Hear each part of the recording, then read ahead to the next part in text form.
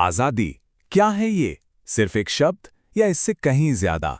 एक एहसास, एक सवाल, एक पूरी खोज। चलिए आज इसी आज़ादी के मतलब की गहराई में उतरते हैं, एक बड़ी ही दिलचस्प बातचीत के जरिए जो एक गुरु और उसके शिष्य के बीच होती है। तो कहानी की शुरुआत होती है एक बहुत ही सीधे, बहुत ही मासूम से सवाल से। एक शागिर्द है, दर्जी का काम सीख रहा है और वो अपने उस्ताद से पूछता है, उस्ताद जी, ये आज़ादी आखिर होती क्या है? अब ये सिर्फ एक सवाल नहीं है, यहीं से एक बहुत गहरी खोज शुरू होती है। तो सबसे पहले आइए उस शागिर्द के नज़रिए को समझने की कोशिश करते हैं। वो अपने आसपास की दुनिया को देख रहा है और वहीं आज़ादी के मायने ढूंढ रहा है, लेकिन उसे इसका असली मतलब पकड़ में नहीं आ रहा। उसे ना हर तरफ आज़ादी की कोई ना कोई झलक तो दिखती है, पर वो थोड़ा उलझन में है। उसके लिए आज़ादी का मतलब है भागना, बच निकलना, कोई रोक टोक ना होना। तो उसकी सोच में आज़ादी कैसी दिखती है, चलिए देखते हैं। तो वो शागिर्द आज़ादी के बारे में क्या सोचता है? उसकी कल्पना में ना आज़ादी के कई अलग अलग रूप हैं, रूप जो बहुत खूबसूरत हैं, पर शायद कहीं ना कहीं अधूरे हैं। उसका पहला ख्याल आता है एक बछड़े को देखकर। वो सोचता है, क्या आज़ादी एक खुले मैदान में बिना किसी रोक टोक के उछलते कूदते बछड़े जैसी है? मतलब एकदम बेफिक्र, चंचल और हर बंधन से मुक्त। या फिर क्या आज़ादी उस चिड़िया जैसी है जो इतनी ऊंची उड़ती है कि मानो सूरज में ही अपना घोंसला बना ले? मतलब जिसकी उड़ान की कोई हद ना हो, जिसे कहीं भी अपना घर बना लेने की पूरी छूट हो। फिर उसका ध्यान एक ट्रेन पर जाता है। क्या आज़ादी उस रेलगाड़ी की तरह है जो उत्तर की तरफ सरपट भागी जा रही है? एक ऐसा सफ़र जो कभी थमे नहीं, जो बस अपनी मंजिल की ओर बढ़ता ही चला जाए, बिना किसी रुकावट के। और फिर वो अपने दिल की बात पर आता है।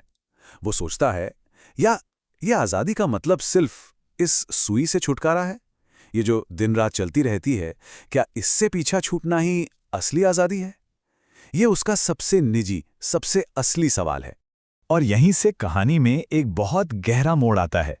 उस्ताद अपने शागिर्द की सारी बातें बड़े ध्यान से सुनता है और फिर उसका जवाब शागिर्द की सोच से बिल्कुल अलग, बहुत ज्यादा गहरा और जिम्मेदारियों से भरा है।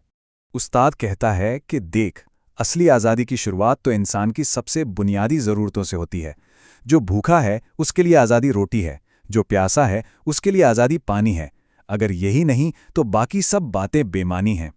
और फिर उस्ताद आज़ादी को जिम्मेदारी से जोड़ता है। वो समझाता है कि आज़ादी का मतलब अज्ञानी के लिए ज्ञान पाना है। जिसे ज्ञान मिल गया उसके लिए उस ज्ञान को काम में बदलना है। और जो कर्मठ है, जो मेहनती है, उसके लिए आज़ादी बलिदान देने में है। ये एक सफ़र की तरह है जो लगातार हमें बेहतर बनाता है। तो यहाँ पर ना दोनों की सोच में ज़मीन आसमान का फ़र्क दिखता है। शागिर्द के लिए आज़ादी का मतलब है किसी चीज़ से छुटकारा, मतलब काम से, बंधन से। लेकिन उस्ताद के लिए आज़ादी का मतलब है किसी चीज़ के लिए आज़ाद होना, मतलब कोई जिम्मेदारी उठाने के लिए, कोई मकसद पूरा करने के लिए।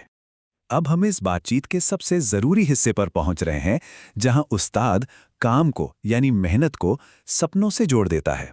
और यही वो पल है जहां शागिर्द की पूरी दुनिया बदल जाती है। और ये बात देखे कितनी गहरी है। उस्ताद कहता है कि काम आज़ादी का दुश्मन नहीं बल्कि उसकी नींव है। जो मेहनत नहीं करेगा, जो अपना कर्म नहीं करेगा, वो सपने देखने का हक भी खो देगा।